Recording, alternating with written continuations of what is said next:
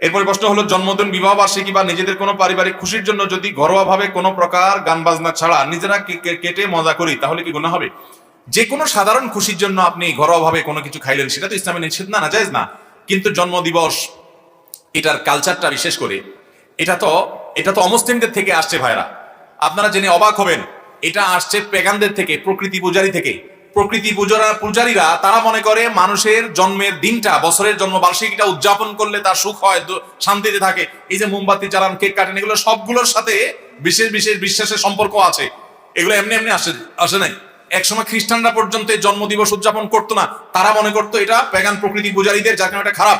কিন্তু দুঃখজনক যে এরপর একটা সময় এটা খ্রিস্টানরা নিজেদের গায়ে মাখায় নিল।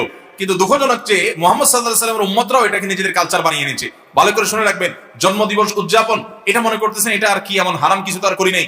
এটা প্রকৃতি পূজারীদের অনেক শিরকপূর্ণ বিশ্বাসকে আপনি ধারণ করছেন, এর মাধ্যমে আপনি জেনে করেন বা না জেনে করেন। এই জন্য এই বিষয়টা থেকে আমাদের বেরিয়ে আসতে হবে।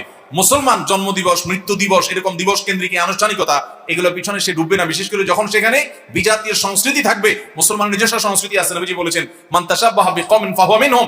আপনি যদি বিশ্বাস লালন নাও করেন, নবীজি বলেছেন যে ব্যক্তি যে জাতির সাথে, ধর্মের মানুষের সাথে সাদৃশ্য গ্রহণ করবে, সে তাদের অন্তর্ভুক্ত হবে।